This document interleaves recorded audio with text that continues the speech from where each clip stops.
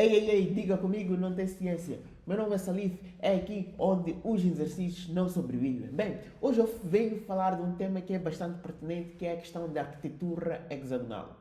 É importante realçar que este tipo de arquitetura tem como princípios os membros da arquitetura limpa, que resolvem o seguinte problema. Se nós olharmos para arquiteturas tradicionais, sejam elas em camadas ou arquiteturas em que passamos a ter uma violação daquilo que é o princípio de responsabilidade única ou single responsibility, em que uma componente ou um componente deve ter apenas uma única razão para mudar. E aqui, naturalmente, se nós olharmos para esta imagem, conseguimos perceber efetivamente que temos o nosso módulo, que é onde está centrada a nossa lógica da aplicação, a consumir outros módulos e a depender de outros módulos. E aqui não temos as coisas de forma direcional, ou seja, tudo pode consumir tudo. Com isto, estamos a violar a regra de Single Responsibility Principle. E, naturalmente, este tipo de arquitetura hexagonal vem resolver este problema. E nós já vimos na arquitetura limpa que isto é resolvido de uma forma simples, através da inversão de dependência. O que é isto de inversão de dependência? Muito simples. A inversão de dependência é onde nós passamos a ter a lógica ou o núcleo central, onde estão as regras de negócio da nossa aplicação, não depender de nada. Os detalhes técnicos é que dependem da lógica do núcleo central da nossa aplicação. E aqui o princípio é o mesmo, só que isto é feito através de portas e adapters. E nós podemos olhar aqui no núcleo central. Naturalmente, temos aqui entidades, regras de negócios e casos de uso. É importante também dizer que vamos ter mais coisas aqui. Quando vamos falar do Domain Driven Design, onde, ou vocês podem chamar isso de DDD, vamos aqui incluir mais coisas que também são bastante pertinentes. Se nós olharmos para este tipo de arquitetura, isto funciona da seguinte maneira. Imagina que tens uma ficha ou uma tomada. O que acontece quando nós temos uma ficha ou uma tomada? Naturalmente, não interessa se vamos lá carregar um dispositivo móvel, se vamos carregar lá um computador, se vamos carregar lá, se vamos lá pôr uma luz, vamos ligar uma luz à lanterna. Não nos interessa isso. Nós simplesmente definimos qual é a ficha, nesse caso. Naturalmente, em muitas das casas temos uma ficha dupla, né? Se eu quiser introduzir uma ficha tripla, não vou conseguir. Ou seja, porque as regras estão definidas. As regras do jogo estão definidas como as coisas vão funcionar.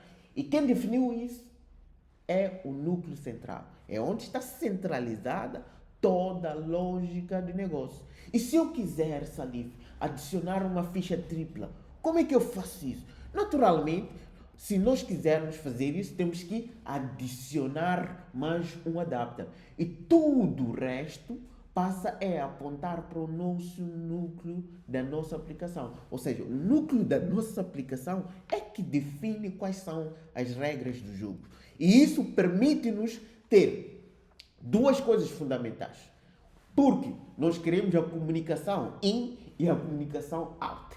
E isto leva-nos a definir os seguintes nomes. Nós temos aquilo que nós chamamos de adapters primários, que são responsáveis, no fundo, por invocar a nossa aplicação. Depois temos os adapters secundários, que no fundo são invocados pela nossa aplicação. Ou seja, são os adapters que nos permitem comunicar com o meio exterior. Os adapters primários são responsáveis por permitir o meio exterior comunicar com o nosso domínio. Agora vamos aqui ver a transformação total. Saímos deste caos em que nós temos tudo a consumir, tudo e mais alguma coisa, e passamos para aqui, em que temos o nosso domínio, que é que comanda quais são as regras do jogo. E tudo o resto passa a depender deste domínio. Agora vamos ver aqui um caso prático. O que acontece? Temos aqui o mundo exterior, que recebe uma request, podemos chamar isto de um controller ou web adapter, recebe aqui um pedido através de uma request e transforma isto neste input, que no fundo é a interface que o nosso use case espera, no fundo são os DTOs. Aqui é importante realçar que depois vamos falar dos mappings, vamos perceber que temos aquilo que nós chamamos de full mapping, mas não é o propósito da aula de hoje. Depois temos aqui o terceiro passo, temos o nosso use case, que executa as regras de negócio, por exemplo, validação. Neste caso aqui estamos a falar de uma funcionalidade que permite criar um novo utilizador. Vamos aqui implementar todas as regras deste negócio. Depois temos aqui um output. Aqui, porque o input que chega aqui pode ser um output diferente daquilo que o nosso adapter que será responsável por persistir a informação na base de dados espera. Aqui também vamos ter um mapper e depois este adapter vai guardar, vai ser implementado aqui e vai guardar a informação na nossa base de dados. É preciso ter estes conceitos em mente e perceber como é que este tipo de arquitetura funciona. E isto leva-nos e dá-nos vantagens. Quais são essas vantagens? Naturalmente são as mesmas. Nós conseguimos o quê? Testar as coisas. Porque a nossa lógica, o nosso núcleo não depende de nada. Naturalmente, isso facilita os nossos testes. Depois, temos a parte importante de um software, que é a manutenção. Temos uma manutenção simplificada. De que forma? Imaginem que hoje estou com uma base de dados relacional e amanhã quero adicionar uma base de dados não relacional. Atenção, não vou mexer neste núcleo da minha aplicação, onde estão definidas as regras do negócio. Eu não vou mexer. Simplesmente tenho que adicionar um novo adapter que me permite fazer comunicações com essa base de dados não relacional. Depois temos a flexibilidade tecnológica. Numa aplicação, nós podemos querer apresentar esta aplicação de mil e umas formas diferentes.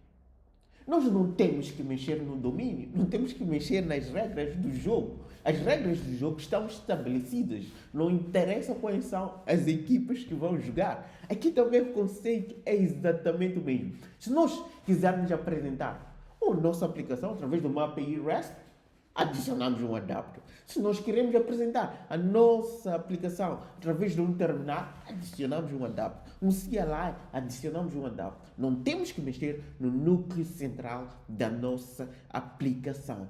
E com isso, terminamos. É importante ter estes conceitos em mente. E cada vez mais precisamos de tê-los. Ainda mais hoje, em que temos a inteligência artificial a apoiar-nos no nosso dia a dia de desenvolvimento de um software. Temos que ter os conceitos principais para impulsionarmos esses conceitos através das ferramentas da inteligência artificial e não deixar que as ferramentas de inteligência artificial façam coisas que nós nem sequer sabemos o que é que está lá feito. Nós não seguimos uma abordagem de desenvolvimento de software consistente. Precisamos cada vez mais de ser engenheiros de software a comandar a inteligência artificial. E com isso, fico por aqui. Muito obrigado pela atenção e até a próxima. E não se esqueça de deixar aquele like ou comentário, porque isto é importante para o nosso crescimento. E até a próxima.